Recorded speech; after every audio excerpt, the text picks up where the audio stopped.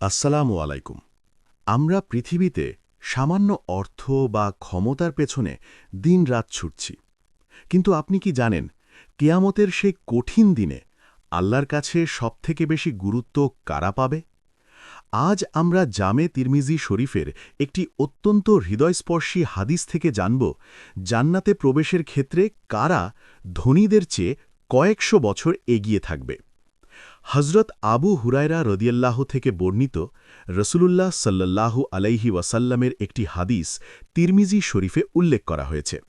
সেখানে নবীজি বলেছেন, দরিদ্র মুসলমানরা ধনীদের চেয়ে অর্ধেক দিন আগে জান্নাতে প্রবেশ করবে, আর আল্লাহর কাছে সেই অর্ধেক দিনের সময়টুকু হবে আমাদের এই দুনিয়ার ৫০০ বছরের সমান।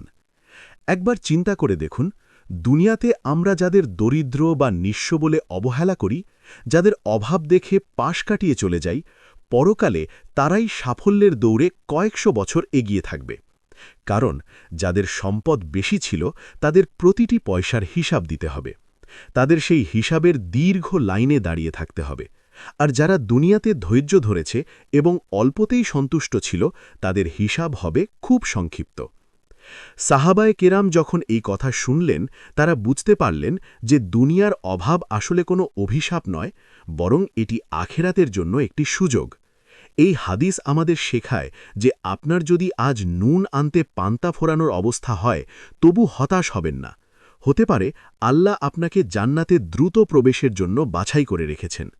তবে মনে রাখতে হবে, কেবল দরিদ্র হলেই হবে না, সেই দরিদ্র ব্যক্তিকে অবশ্যই নামাজি এবং আল্লাহ ভীরু হতে হবে।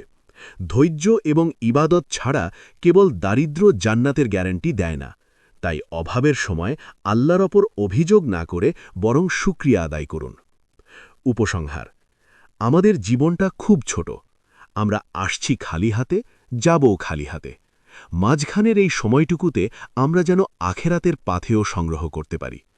হে আল্লাহ, আমাদের সবাইকে অল্পতে তুষ্ট থাকার তৌফিক দিন এবং কিয়ামতের দিন নবীজির সাথে জান্নাতে প্রবেশের সুযোগ করে দিন।